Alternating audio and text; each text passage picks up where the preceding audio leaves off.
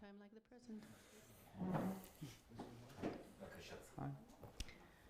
Hello, good evening everybody, and thank you for coming. This gathering is a part of what we call Shvua Osim Nefashot, a whole week of events, a series of events in culture, art, and discourse. This is one of them, that people are initiating, hosting, creating, to create awareness for mental health issues and people. This is initially is the idea of a guy that came up to us 4.5 years ago, I guess, and said, I want to create an event where people with mental health issues will be in the same event, culture event, with regular people, and nobody will know the difference. And how do we do that? So there was this one event in a pub in town, in the market, that was very highly successful. The pub was full of people. Nobody knows that the players and the singers, some of them were regular people and some of them were people dealing with issues. And everything was fine, everything was normal. And it sounds so simple, but for people that are behind a closet, in the room, not able to deal with the normal world, there was outbreak. And since then, it's been 4 years that there's a whole week of events started in Jerusalem. This week, starting Sunday, we have almost 30 different events happening in Jerusalem daily, morning, evenings, that people with mental health issues, sometimes it's their parents or siblings, sometimes it's people that are just like regular. Again, what's the regular? After Corona, I feel that we're all somewhere. Every person found their issues. So doing things, saying, teaching, singing about their world. The Corona, one of the COVID, one of the best thing that they did is enabled people that weren't able to come and speak directly in front of people to come up with their story or their creation and to expose to the world. And what happened is this year we have events happening all around the country. It's Haifa, Tel Aviv, Petach Tikva, Be'er Sheva, and all over. There are over 40 events around Israel, so it's not only Jerusalem anymore. We have it all around the country, and that's wonderful. And I think we're going to have an amazing evening, because Diana, thank you for hosting. As usual, it's a pleasure. I'll pass the mic, and thank you for being part of it again and again. Thank you, Tal. Thank you very much. So when I heard about, a few months ago, about Osim Nefashot for the first time, and I think there was a call Koreh, a call for ideas that was circulated on an email list that I'm on for Jerusalem Tolerance, which Tal has another hat of hers, is Jerusalem Tolerance, and we've worked together on events for that as well. So I had just finished reading Jerusalem Beach by Iddo Gefen, who's here, and I was very excited about it. I thought it was really an amazing collection of short stories that really gripped me. And one of the things that gripped me in particular actually was the question of mental health.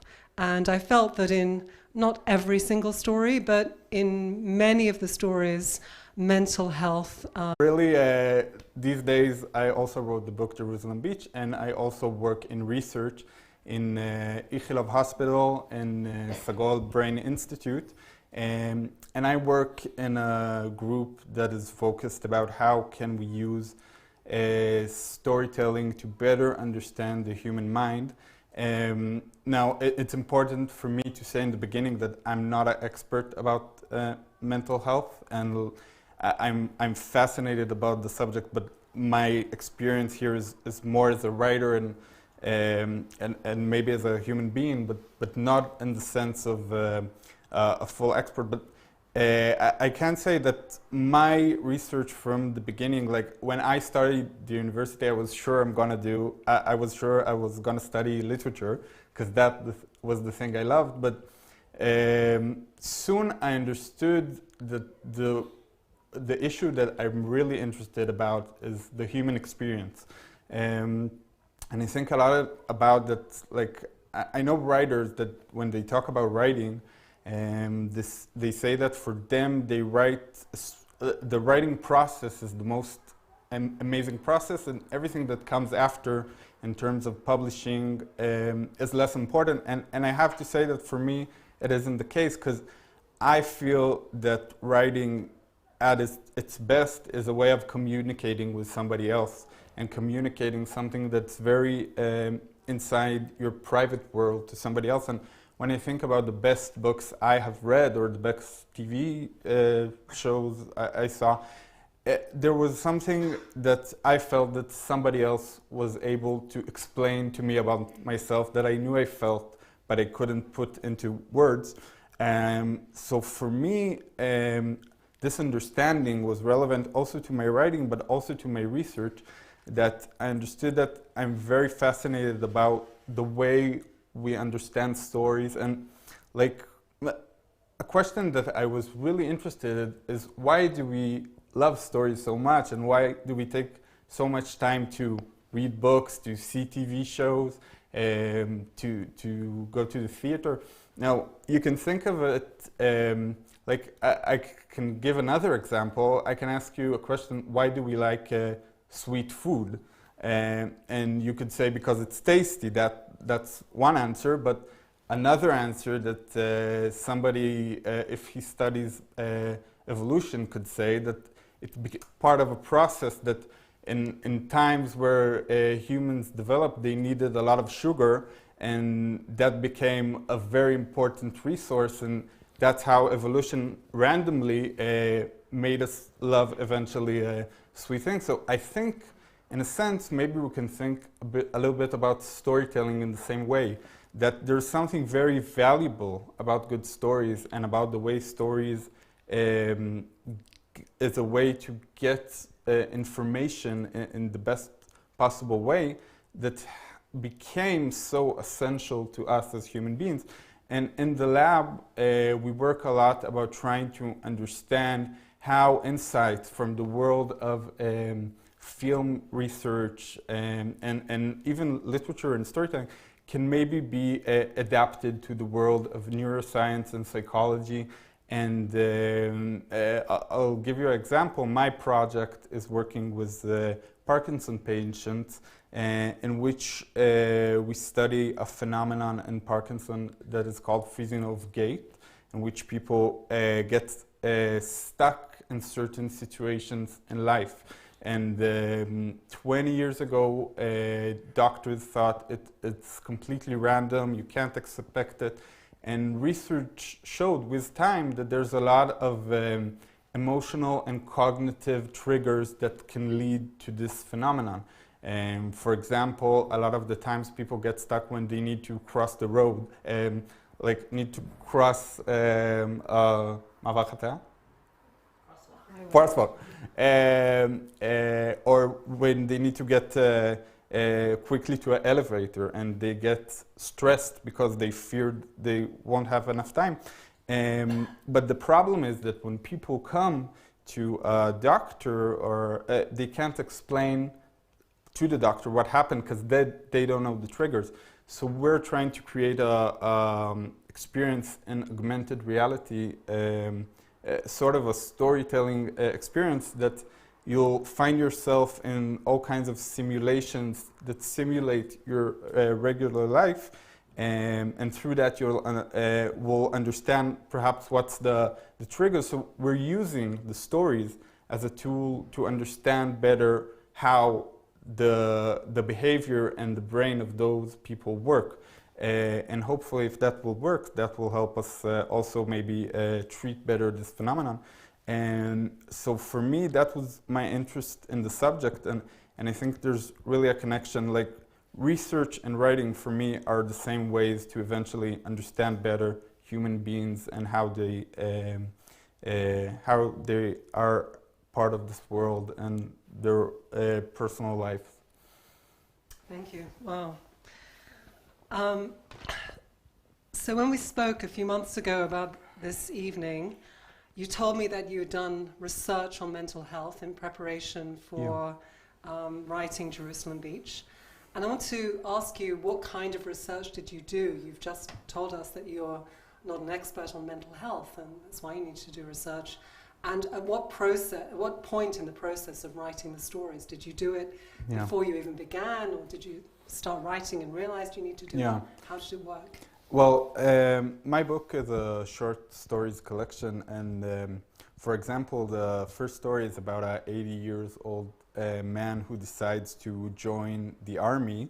Maybe I'll read the first paragraph, just to get you into the story.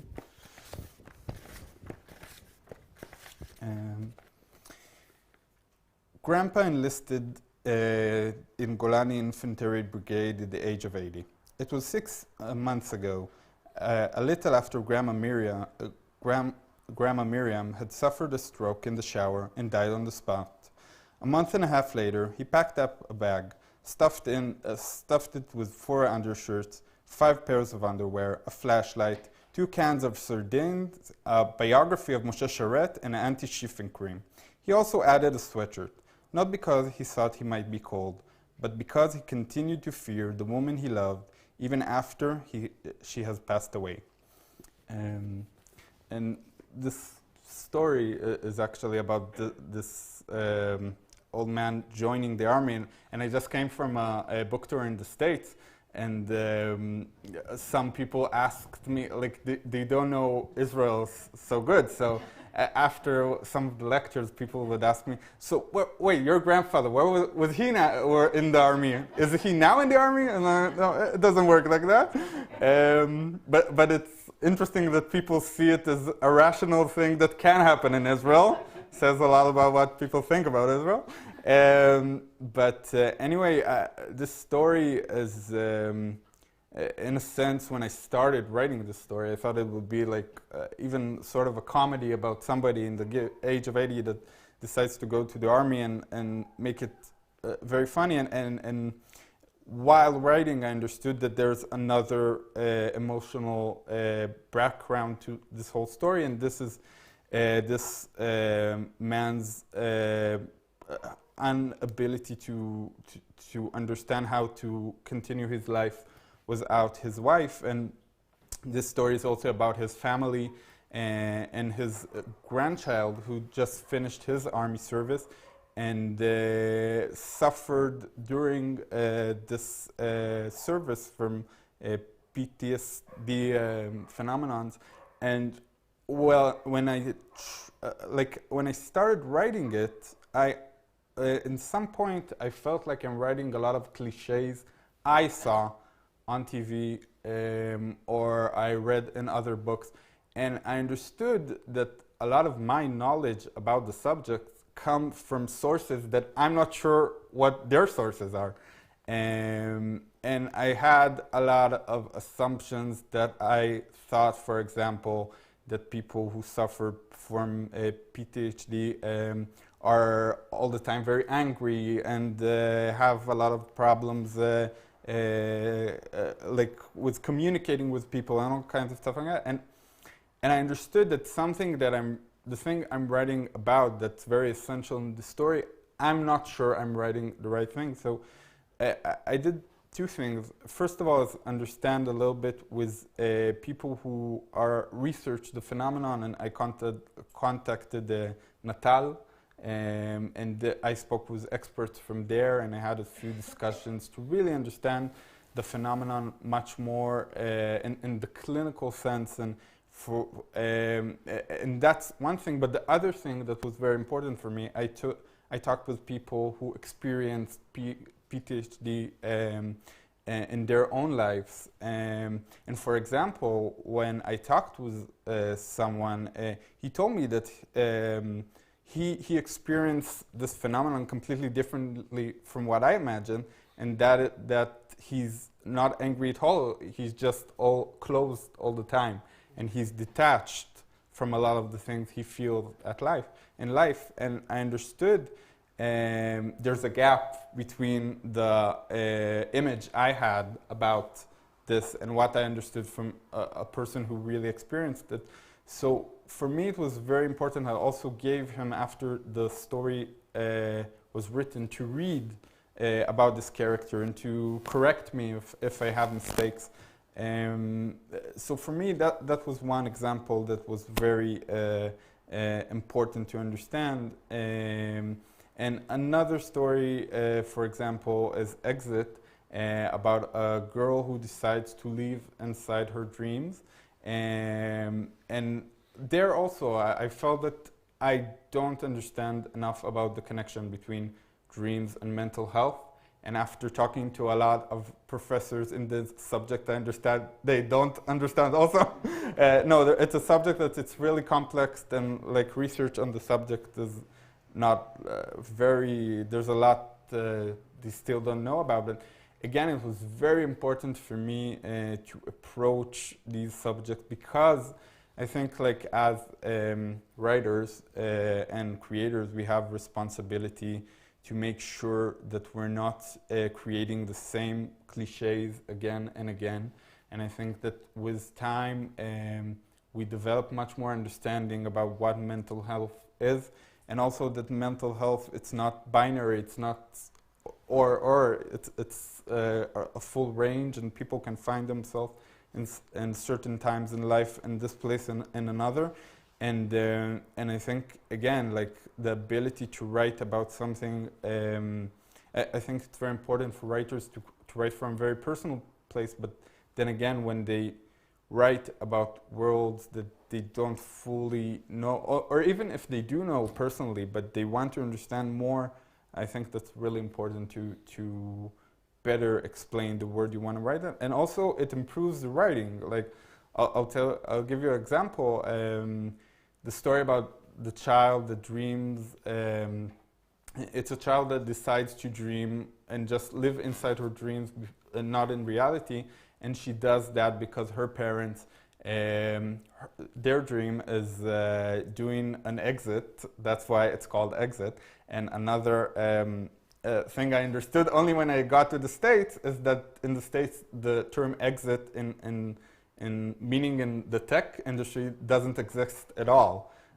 Even when I talked with people from that industry, they didn't know like what I'm talking about until I understood I need to explain. So it was also a very interesting experience about understanding the differences. But anyway, when I wanted to find a way to explain how the girl lives inside her dream but doesn't tell it directly to her parents, because I think a lot of the times when you think about the dynamics between parents and children, also with struggles that children have, they don't just tell it to their parents. And I didn't find a way to do that, because dreams are something so personal, and it's not something that like my closest friends don't know what I'm dreaming about. So I thought a lot about it a lot, and eventually a professor found the answer for me when he said that when people have sleep disorders, they take them to a sleeping lab, and they ask them sometimes to write in a notebook their dreams. And then he said, like, you know, a regular person would write like half a page of his or her dreams at night, but it could be interesting, and maybe if this girl would write 50 pages, and then we'll understand that her experience inside the dreams are very different. So I think that research, especially on these topics, but not only, can also improve the way the story is being told. You mentioned Natal, that you did some research, but maybe you can tell us just a little bit about what that is. Yeah, Natal, I'm not an expert to that also, but it's a organization. If somebody knows better than me, please tell, but it's an organization that is supposed to, I think, help people with situations that are connected to the Israeli atmosphere, like in terms of wars or stuff like that, and it's for many people, it's the first telephone they call when they feel something is going bad with them. And again, I heard from them about a lot of people who only knew something was wrong with them but didn't know to explain it, and only when they just called them they understood much better the situation. Thank you. So as you're speaking, I realized I'm not sure I know what exit means in the sense. I don't know if I understood in the same sense you did. So how do you understand exit? Yeah, so like for me and for the young generation, like if you'll ask like 10 of my friends, I think 8 of them would say their dream is doing an exit in tech. That means building a startup company, selling it after 5 years, and going to the Caribbean for the rest of your life. That's how people imagine it. Again, I feel very strongly that today a lot of, like my friends studied in the university all kinds of subjects from literature to philosophy to computer science, and today everybody is in tech. And I think it's something very, for the younger generation, like it's very, very basic to talk about this dream, even if you're not part of this industry. A lot of the time, like I have a friend that wants just to have like a business, and he says, I want to do an exit. Eventually, I want to be really rich. And when I got to the States, even when I talked to his audience that were tech people themselves, they understood only I explained, said, oh, okay, that's what you meant. But it's not at all part of, I think one of the reasons is because when you say in Hebrew exit, you mean only that. Like in English, you have exit also when you just want to talk, but you'll say in Hebrew, Yetziyah. So I think that's also part of the difference, but also because I think Israeli culture is very around the tech industry and the tech culture. Okay, I'm really glad that you mentioned that. I've got a new understanding. So your work at Soraski is based on the idea that storytelling can be beneficial to certain mental processes, and you've just explained more to us about that. But do you see the benefits to writing stories about mental health? Yeah. So not just researching stories, but if so, what are they? Yeah, definitely. I think, again, in 2 ways. I think, first of all, again, I think as creators, there's a responsibility to show all kinds of phenomena that's happening, and I think a lot about what's the value of literature, especially today in the world where you have Netflix, and in the lab we have virtual reality and augmented reality, which are very advanced technologies of storytelling. And what's the value of a book? And I think the answer that I came up with is that even the most amazing technology or the most amazing movie production, no matter what, can't find a way to get into your associations and your personal experiences. And literature does that still much better than any technology we know. And I think because of that, when we write about those subjects, we can create a much more inner understanding about these phenomenons in a way that it's much more harder to explain. And again, for me, a lot of the experience and understanding of those phenomenons came from just reading books about the subjects. And most of them were actually fictional, because again, I felt, I can say it also from my experience, when I talked with Natal, an organization that deals with mental health, I understood it rationally, but like to really understand it from within, I needed somebody to explain his experience and understand from another place. So I think that's the power of fiction in this place. And again, I think that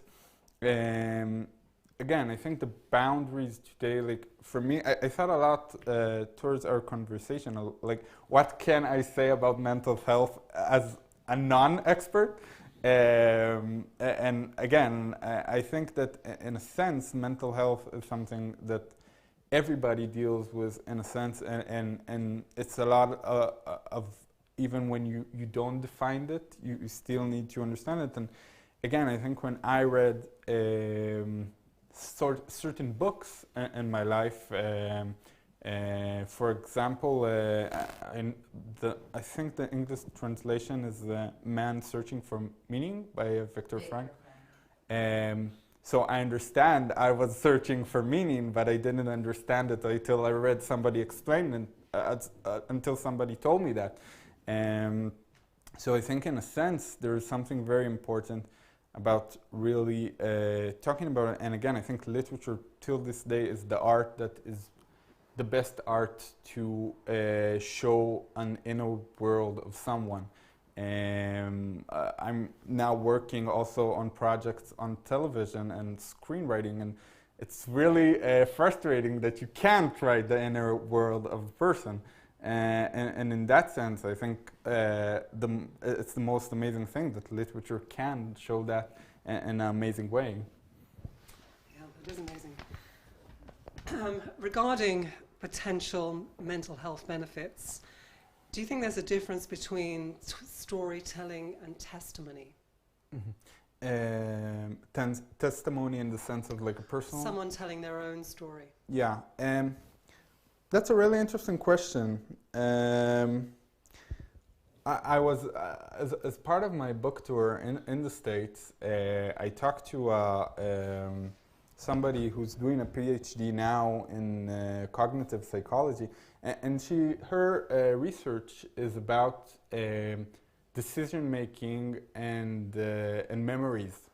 And her thesis is that when we need to decide about something that is very important to us, we have memories. We create two kinds of memories: the memories of what we think will happen in the world we chose and the world we didn't choose.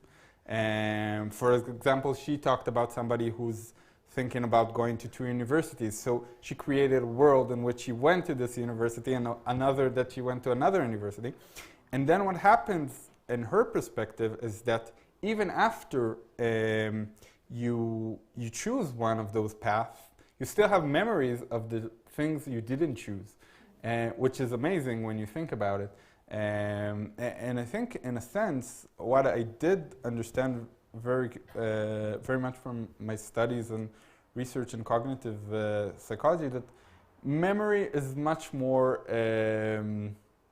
it's much different than we think a lot of the times. It's much more, you can play with it a lot. Like, I just told you earlier, I went, while I was in the States, I went to the house that my parents were, and I was between age 3 to 5. So I don't have a lot of memories.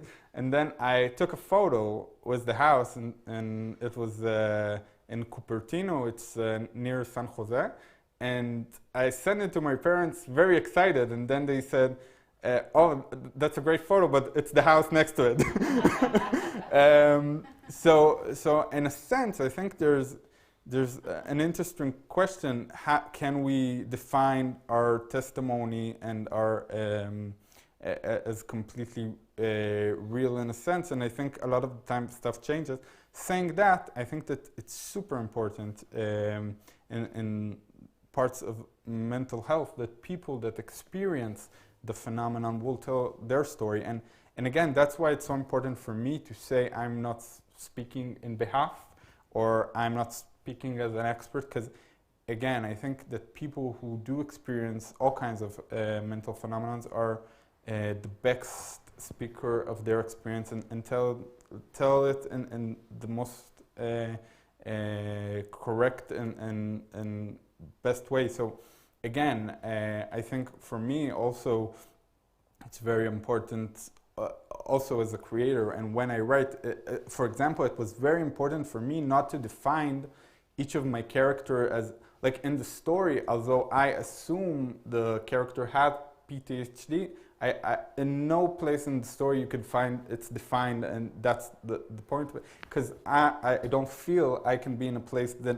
I can say this is this and I can explain it from an inner place. So definitely I think that people who tell their own stories and personally have a lot of value, and they're the only ones who can tell their story correctly. When we spoke several months ago, you told me that you hadn't been asked at any of your other book events to speak about mental health in Jerusalem Beach. And as you said, since then you've done a US book tour, and I wondered if that has changed in the meantime, that you have now been asked to speak.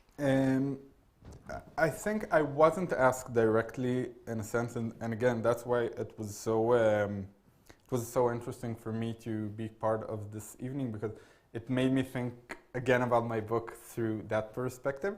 But I do think there was a lot of questions that were asked about the military experience and its connection to trauma and identity, and in a sense, I think it came from there. And I think, again, that people in the States have a lot of assumptions about Israel, as every place has, about how we experience things here.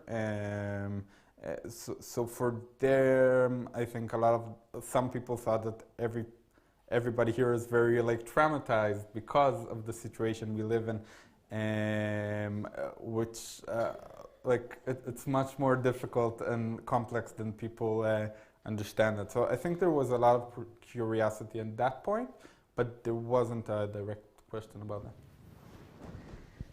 So I became alert to the presence of mental health in Jerusalem Beach when I came to the end of the first story, the geriatric platoon, which you read from just a moment ago. And as you said in that story, almost none of the central characters seem to be in the right place at the right time. So the bereaved grandfather joins the IDF. The mother is in India finding herself, as she might have done post-army, but she was already post-children. The son is struggling post-IDF to be able to apply to university. And we're concerned about the mental health of each one of those figures, I think.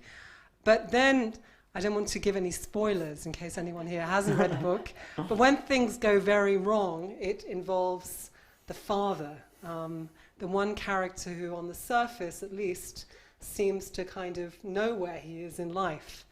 Can you talk about that and its implications for kind of identifying mental health issues when on the surface everything seems to be going okay? Yeah, I think in that story, what I felt while writing it, the understanding I had is that I think we assume, when we think about human beings, we assume we understand what's going on with us. Like, we can detect if we're happy or sad or not. And I think what I also understood a lot from my research, it's very far from the truth. Like, a lot of the time, I think a lot about, for example, my grandfather, who was a Holocaust survivor, or his generation, that in those days there were no definitions for, known in the public definitions for PTSD or stuff like that. So I think people didn't completely understand their behaviors or things they felt in the right context. Power in giving words to your problem and understanding them. I can give an example from a very, very different place. It's not in mental health, but I have dyslexia. I'm dyslexic, and for a lot of years, and first of all, there was a lot of years that I had a really hard time struggling in school, and I didn't understand why. And I really thought the problem was with me, was the way I'm seeing the world. And I think when I got this, when my parents also felt that something is wrong, they took me to test it, and they did find that I'm dyslexic, and that was very to understand something that I didn't understand about myself. And again, if nobody had told me that, I would just think the problem is with me. So it was very helpful for me. And again, I had another experience in my university studies. I had a professor that is a really great expert in the subject of dyslexia, and she was pretty like fascinated about me writing, although I have. And she asked me, what do I know about being like, do I know what kind of dyslexia do I have? And I said, no. Like, I just know I have one. But she said, have. And I said, no. Like, I just know I have one. But she said, okay, but can you explain what's the problem? And I didn't know. And she took me to tests that also made me understand much better things about my problems and what happens to them. And for example, she made me understood that I have a problem with working memory, that the problem is I have a lot of problem with like long words. So also when I talk in Hebrew and English, I try to avoid long words because then I get stuck. It's a strategy I had for all my life, but I didn't understand I'm doing it or what I'm doing it. So when somebody explained it to me, it was very meaningful. And I think, again, if we were going back to the story, we have a character that something is very wrong with him. It's the father in the story, but he doesn't have the tools and the words to say it. And I think all the story is a lot about not communicating right between inside a family and people that don't know to explain what's going inside of them. And again, I think that's the power of, in a sense, literature or arts to really find words to stuff we can't explain by ourselves. And again, we're very social animals in a sense that a lot of we think like we're very smart, but I think like I once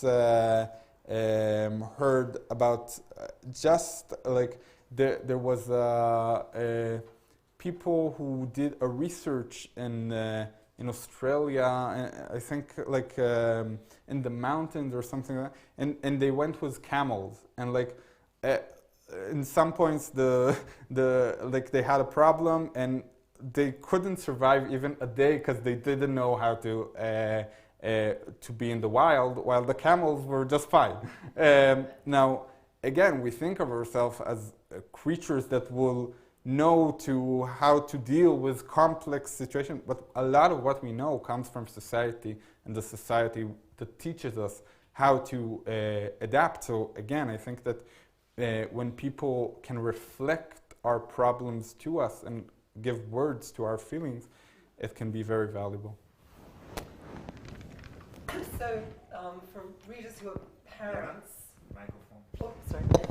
for readers who are parents, a story that really strikes home is one we've also already spoken about, Exit, in which parents struggling with their own mental health issues discover that for reasons that first seem obscure and then beyond belief, and you've mentioned what they are, that a daughter is living inside her own dreams, their child is gradually withdrawing from the world. So tell us about mental health in that story. Yeah, Mel, maybe I'll read from it. I'll just say, like, because I'm dyslexic, I'll discover my secret. I usually read a lot before to make sure I'll read properly. And I plan to come to Jerusalem 2 hours in advance and practice this part. But then my car broke down on Kvish Echad. So I didn't have time to read. So if I'll get stuck on the way, just know I have a good excuse. So it's from the beginning of the story. And it goes like this. Nellie was the first to pick on it. One night, after Shira had fallen asleep, she whispered to me at the kitchen that something was going wrong with the little girl. Something bad. Not just your everyday blues. Something in her eyes changed since we moved south. I'm not speaking metaphorically, she said. There's something in their grayness that doesn't look right to me. I don't know. Nellie believed in the body. Believed it spoke louder than words. She claimed that that's how she could tell when something was happening to Shira. I thought there was a simpler explanation, that she always suspected something was going wrong with its daughter, so sometimes she happened to be right. But as criticism, quite the opposite. Nellie was the better parent. Neither of us doubted that. When Shira was 5, even she noted in a passing remark made on Tel Baruch beach that mommy loves me more. Nelly quickly denied it, signaling me to go get her ice cream. And I, like an idiot, ran 1.5 kilometers for a cracked cornetto, only to return back and discover that a week earlier Shira had sworn off dairy because her kindergarten teacher said milk was stolen from cows. I don't know whether Nelly forgot to warn me or if she wanted to remind me the power dynamics. I, for the other part, tried to come out ahead, at least at the more banal areas. Parent-teachers conferences, school plays, and sports competitions, where I enjoyed a slight lead. This included the 4th grade soccer league final match of the season, when Asa Ramat Aviv beat Beitar Kfar Shalem 2-1 thanks to Shira blocking the last-minute penalty kick. A brief hug in the end of the game. That's all I managed to get from her.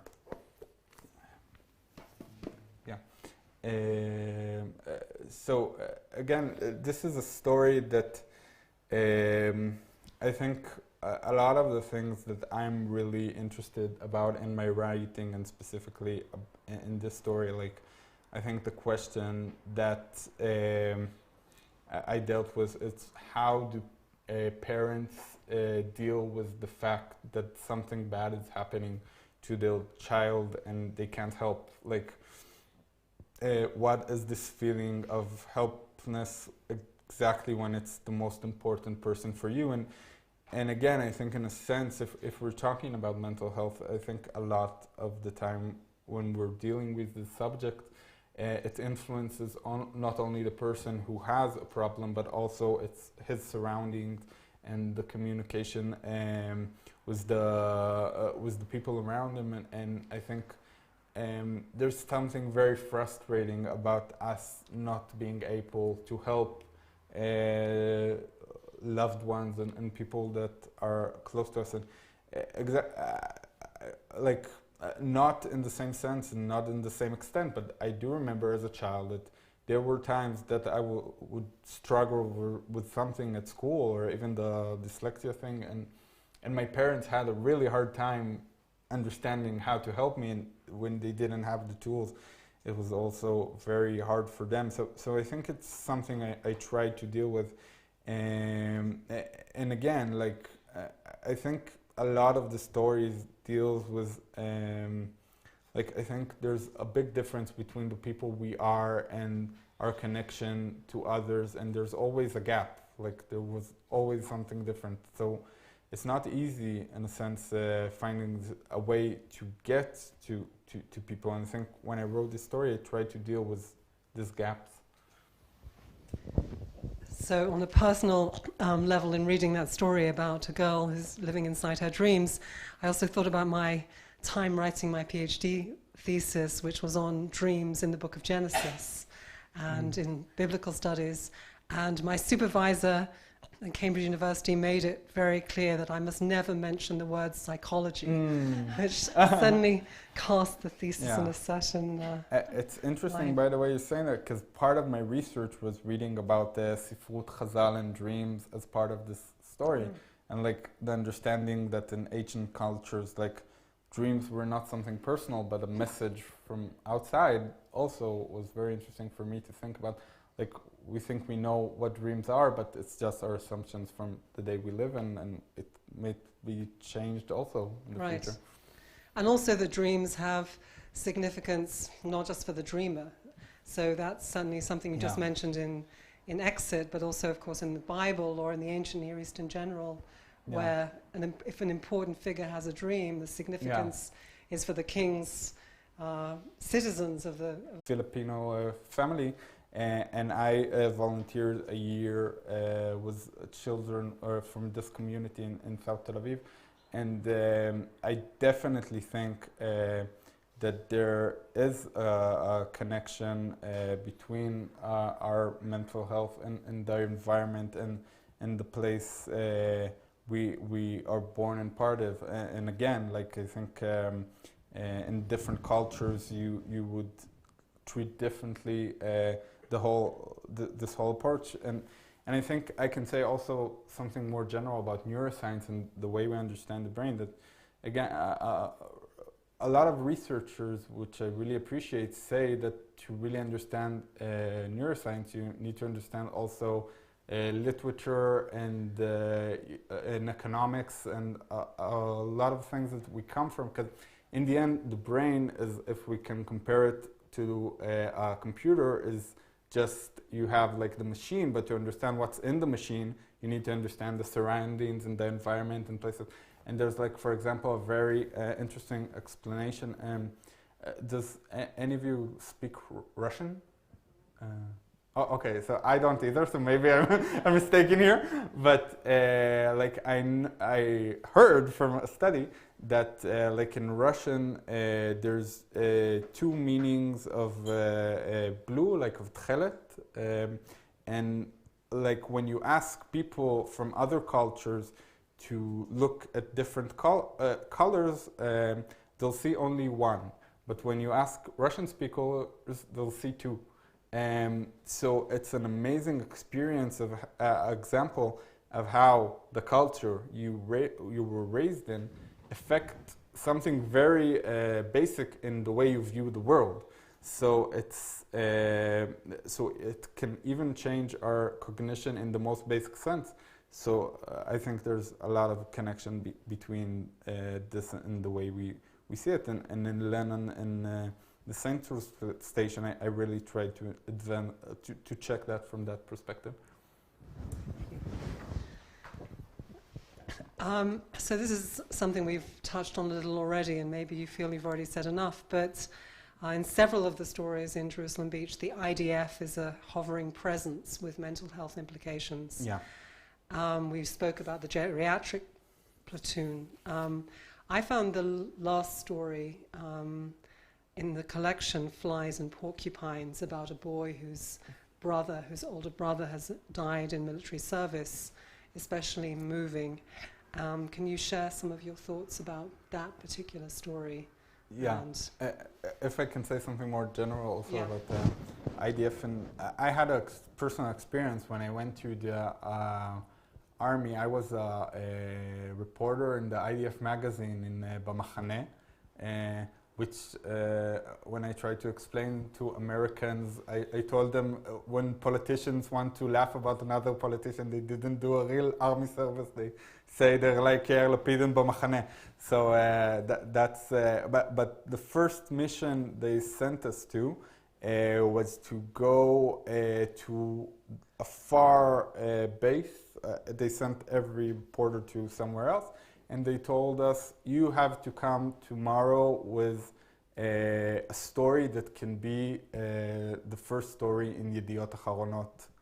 And like, I assume that you have been, some of you in the army, the possibility of finding an interesting story in a base in the middle of nowhere is very low. And in a sense, it was a test just to see what happens to us with all the stress. But I went to a base very far away, and I came and I was like very excited about it, but also very nervous, and I took the wrong bus and I got late. And as soon as I get into the base, a soldier comes, approaches me and says, "Oh wow, I'm so happy you're here." And I like said, okay, this is like my first time. Great, people know and he's excited to see me. This is going to be a very nice 3 years in the army.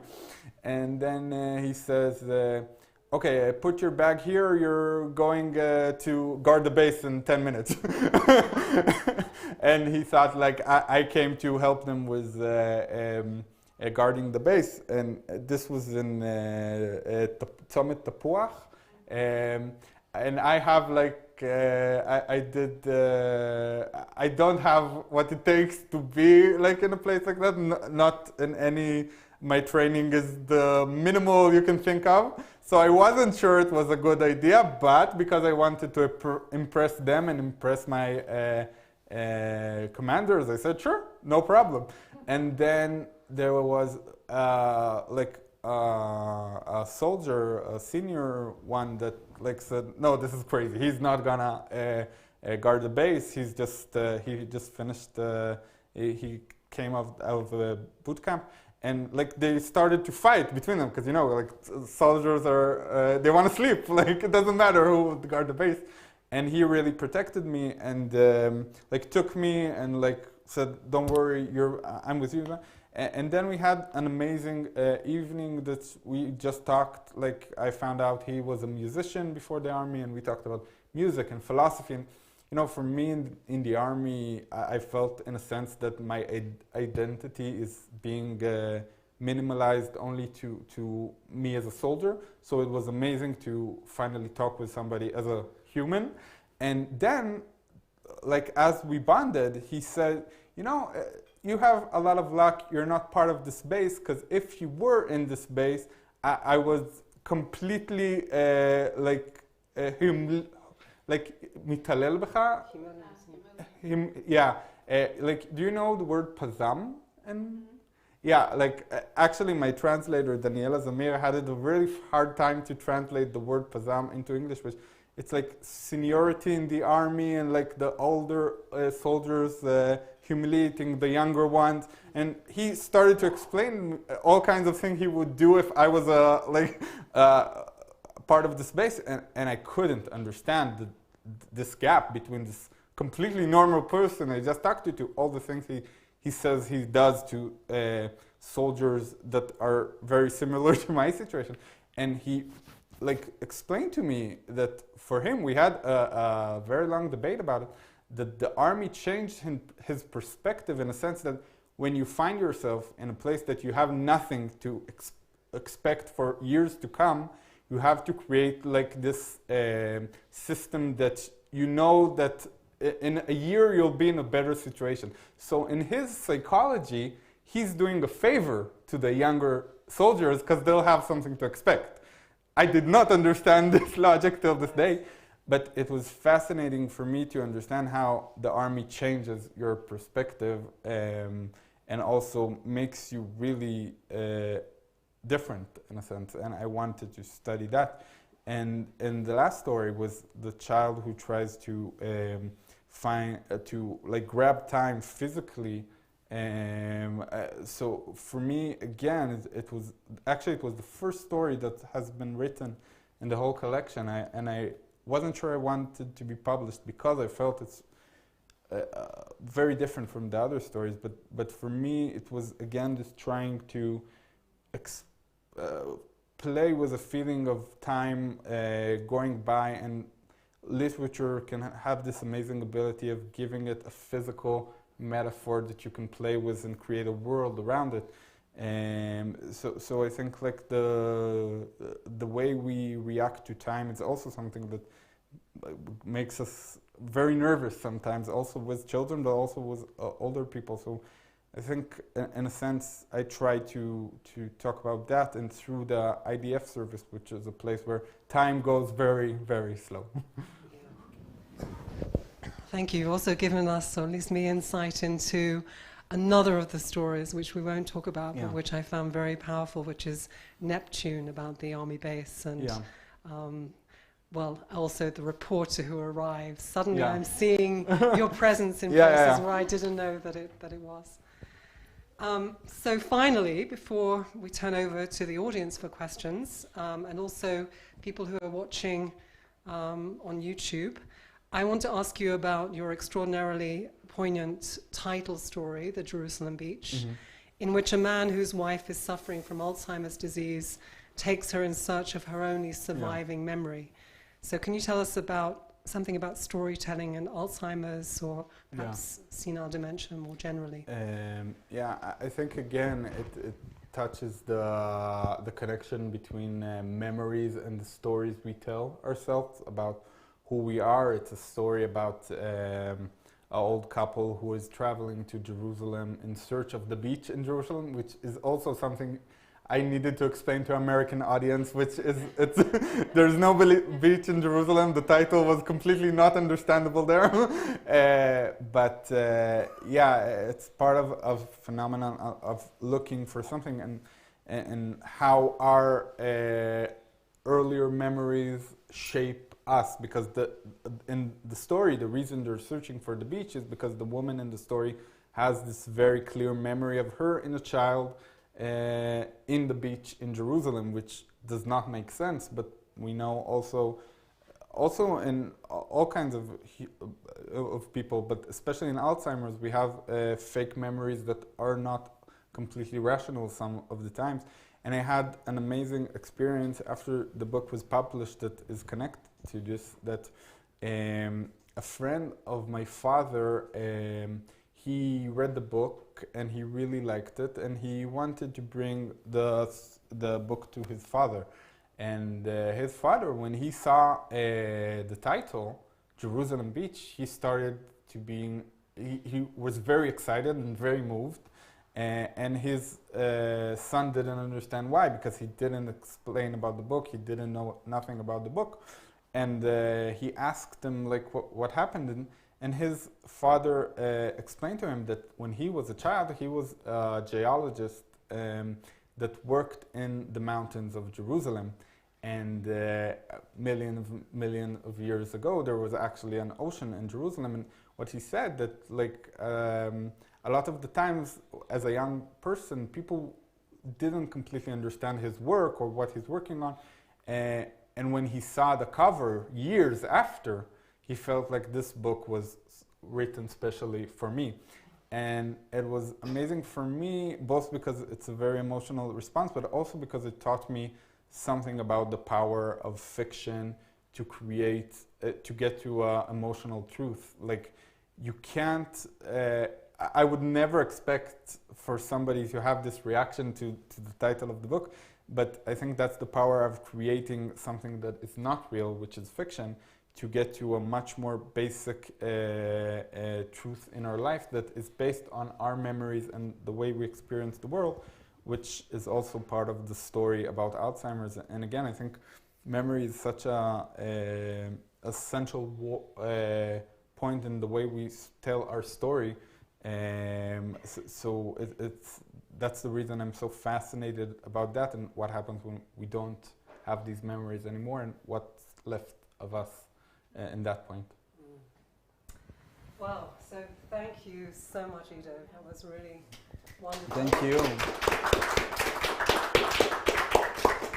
And as I said, now over to the audience who's in the room. And when I find my phone, which I put down somewhere, I'll be able to see if anyone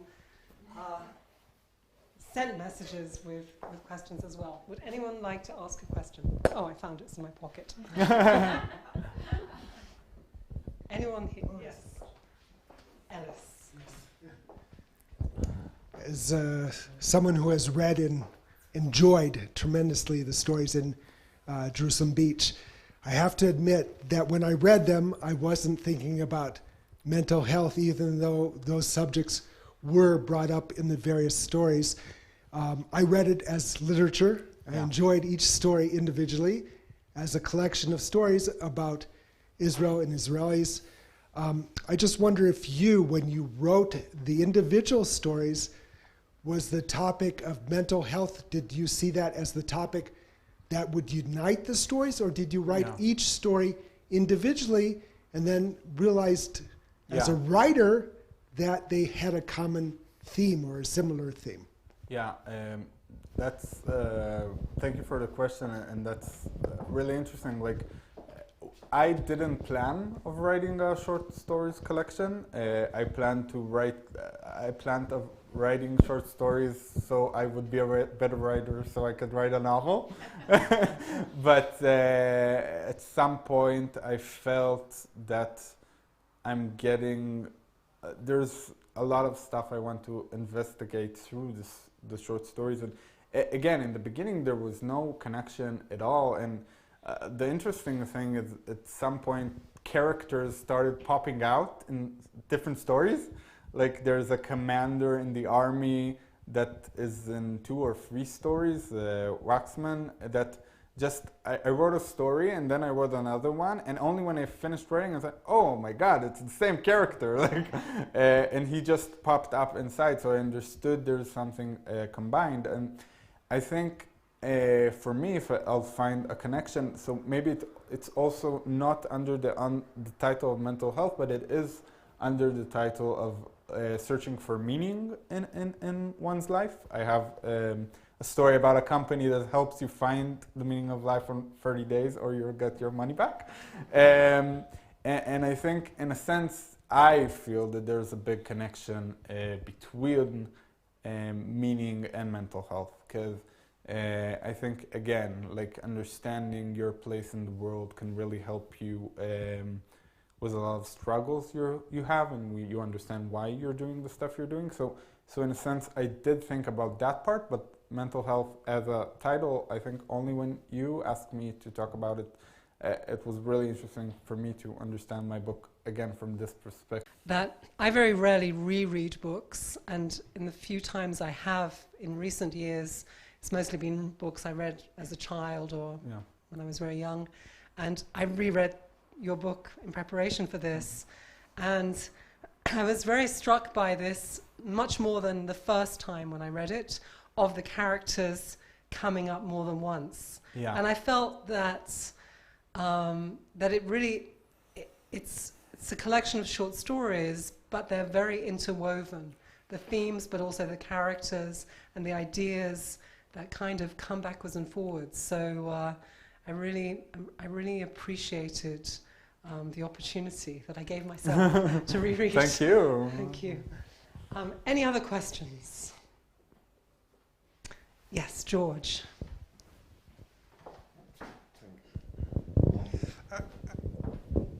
I think there's an assumption here, and a beautiful one, that telling stories is liberating and therapeutic and cleansing. That's been throughout your discussion tonight. But we all know people, maybe ourselves, but we all know people who are stuck in their stories, for whom the stories are imprisoning. And I wonder if you have anything to say on that other side of stories. No, I totally agree. I think stories, it's something that is, like, in a sense, it's neutral, and deciding if the story can go to a good place or a bad place, it depends on a lot of things. And for example, one of the things that you can see through storytelling is, for example, the reaction of people with PTSD. For example, if most of the people, when they see a movie with shootings, will just nothing very significant would happen. But somebody with a trauma, PTSD, especially something that is connected to something that is familiar to that story, can have a very bad emotional, something very emotional response to that story. And again, that's also a way that storytelling can detect a problem that somebody has that he's not even aware to. But completely, I think, more than that, I think that also, in a sense, politicians can use storytelling to to take it to very bad places. Like, I think storytelling, because we're so engaged in them, and we're so we want to hear a story. And I think, again, the most basic thing that stories gives us, I think, is understanding of things we don't understand. Like, we can see it with cultures that use myths to explain how the world was created, but we can also see it, for example, when we see a couple fighting in the street, and we talk about why did they fight, and we try to think of a story, what happened, and inside this gap you can create something positive, but also trauma and bad things. And definitely, I agree that stories can have a very bad effect, but I do think that my approach to writing is trying to find meaning in our life and in struggles that we have. And again, like, there's a very smart thing that my editor told me in the end of, like, after I finished writing the book about the geriatric platoon, it finishes with a memory that suddenly one of the characters has. And I wasn't sure if it's dramatic enough to end the story with a memory. And then my editor said, with Alma Cohen-Vardy very smartly, that sometimes just arranging again the story and taking a bad story and finding it in another light can be much more meaningful than having this like crazy event happening in the story, because a lot of our lives is the story we tell ourselves and how we understand things that happen to us. So again, I completely agree with you that it's not always going to the positive side, but I think that if we will try to use storytelling in the positive places, it can have a lot of good effect on people.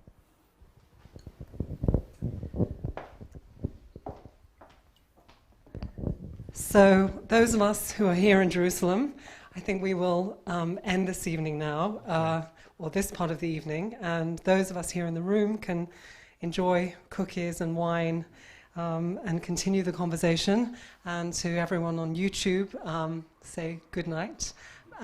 But before that, thank you so much, Iddo, for coming and for speaking so beautifully about your book, and which really meant a lot to me, the book, and I know that many people here have read it, and many people watching have read it.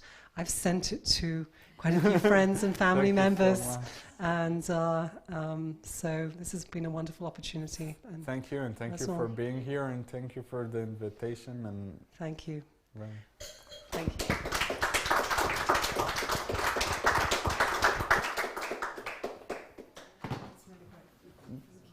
Thank you. Yeah, there were so many things I kind of wanted to then carry on more, but I actually have no idea. I don't know what time we started. I think...